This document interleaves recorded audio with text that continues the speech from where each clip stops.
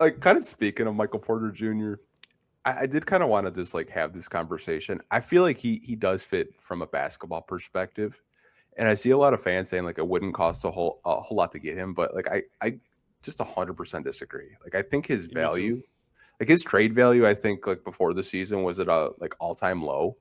You know, they had to attach a first, Denver, to get rid of him to get Cameron Johnson and be able to sign like veteran minimum guys and Bruce Brown and Tim Hardaway Jr. But like people like throw Ivy in a Michael Porter Jr. This drafted five guards. Like Igor Demon, their rookie, is just playing phenomenally. Ben Saraf, who they also drafted, he's a really good defensive guard that they have.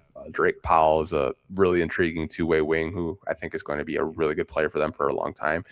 I think if you were to get into the Michael Porter Jr. sweepstakes, and I've talked to some co-workers over at Believe in Nets. They said, conversation starts with Ron Holland, like straight up. Ron Holland, Tobias, and a couple first. Basketball wise, I again, people gotta be able to not be in love with all your young guys. Everybody can't stay. Like somebody's gonna have to go, and especially for these kind of players. I don't know. I don't think Mike. I think he's done a really good job of taking advantage of his Jeremy Grant moment, where he leaves a bigger team, goes to a smaller one, turns into the number one guy, and shows what he can do. I think he's done a phenomenal job of that. I don't know. I don't think he's. I don't buy into his. I don't think he's a great defender personally. And the culture fit for sure bothers me, and he's had some issues with his health as well. Even though I think over the past few seasons he's gotten a little bit better, but I don't know. I think they could just do a little bit better in terms of him. I don't think that's the best kind of option to have. Again, it wouldn't be horrible for him. It's not like he would make them a worse team. I just think they can do a little bit better in terms of finding a guy to kind of solidify what they were looking for, that 3 or 4 spot. Yeah, I mean, like it's gonna start at Ron. Like from what he heard, like the organization in Brooklyn really likes Ron Holland. But like if I'm getting in a conversation, I'm probably not giving up Ron Holland in a Michael Porter Jr. trade. I Mm-hmm. think that's where I kind of draw the line. I'm like, you can have your pick, but I probably wouldn't do Ron.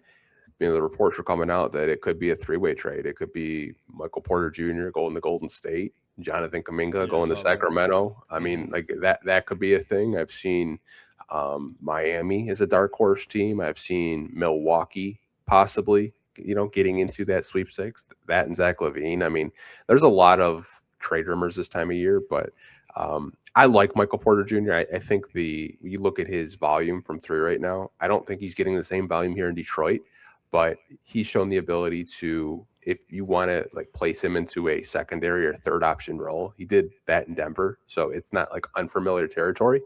I think him and Cade would be very interesting to Mm-hmm. me.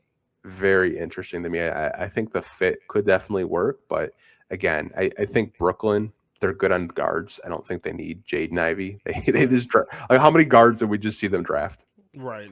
Yeah, I think Yeah. they're good on guards. Like they're probably looking for more defensive wings, so they're looking at Asar, maybe Javante Green. Asar to me, I would think would just be off limits in any Michael Porter Jr. trade. I'm not doing that, but I mean, it just kind of depends. I don't really think the Pistons have the players that the Nets would probably want, and the Nets aren't going to sell low on their best like player that they have. Like they could easily get 2 first round picks and some stuff for Michael Porter Jr. Yeah, for as well as he's playing this year, he's definitely driven his value up tremendously. Like it's not like I kind of compared it to the Jeremy Grant situation. Yeah. It would be way more than what we got back for Grant. Obviously flipping that into Duran, it would be way more at this point.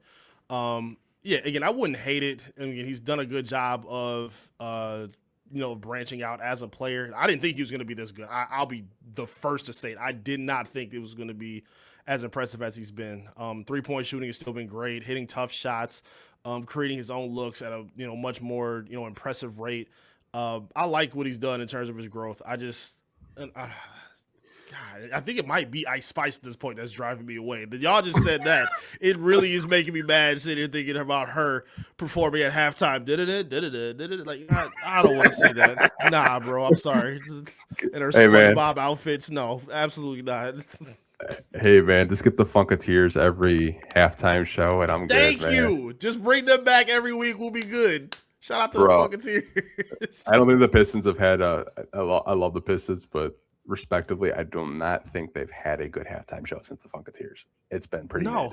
No, absolutely not. That was legendary peak right there.